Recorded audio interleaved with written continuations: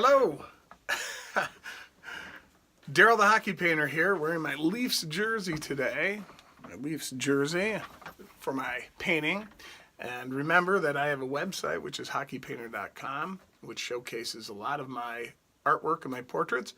And one of the things that I'm going to share with you today is what I've gotten finished and what I'm about to do today. And one of the things that's always interesting is people will ask me, how do you put a portrait together and how do you do it?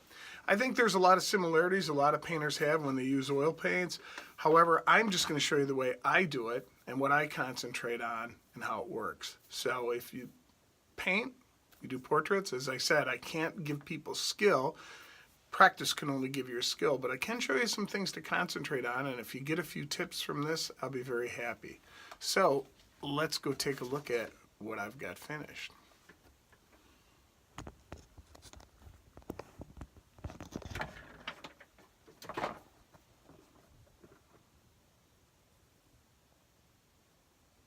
Okay, so here is where I am today.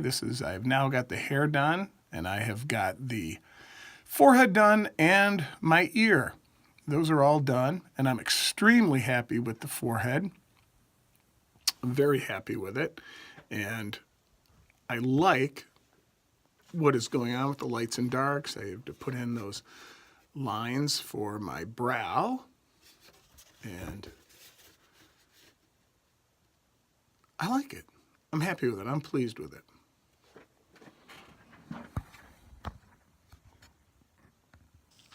So, I did not enjoy putting in these lines on my forehead. I have a couple scars from playing hockey that I have in there. Didn't want to make them too big. That's the nice part about being an artist. You get to do whatever you want. Put it in, take it out. But I had to put those in, and I like the lights and darks here. The ear, I may go and lighten that up some more.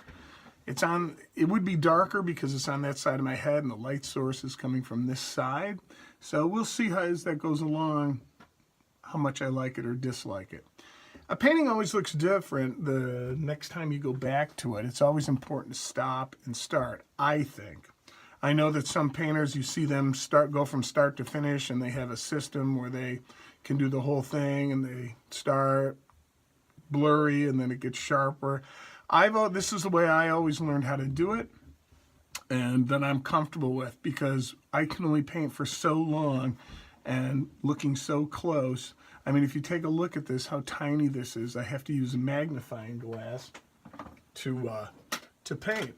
And I use these, which you can see, and they have magnifying glass, and I wear those on my head when I paint.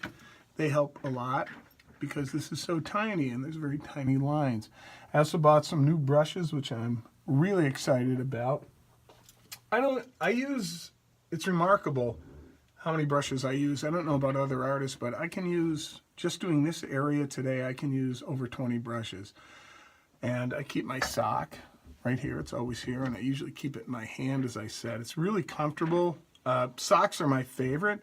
Sometimes I use small towels, but it fits so nice in the palm of my hand, and I can just wipe off as I go if I get too much. And my paints next to me, my oil paints, and today I'm going to be using, for my hazel eyes,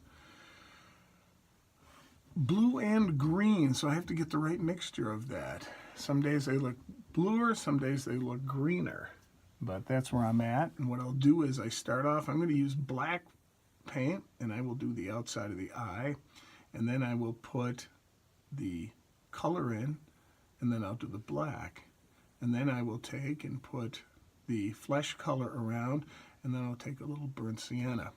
This copy is really going to help me out today, very much so, and letting me see the lights and darks, very dramatic. They're here, they have to be here, but you can really see them here. So that's always where it's tough to find out how dark do I want to make it, how light. So you can see on my cheek down here, it's dark as it comes across. And I always match up. Whenever I do a portrait, I always think it's important. I'll take my brushes and You know, if you've ever seen those old art things where the artists hold their thumbs and they check, what I'll do is I'll say like, okay, here's the nose, the end of the nose. Where does the eye go? So if I look at right here, that line of the eye, I'll see it goes about right here. And as you can see on my drawing, it does. So I may have to move the nose a little bit. We'll see. These are, you got to remember, the drawing lines are just a guideline. That's all they are. And you decide where it goes from there. So that's what I'm going to work on today. That's what I'm concentrating on. So until the next time when you get to see how the eye went. Till next time, nice seeing you.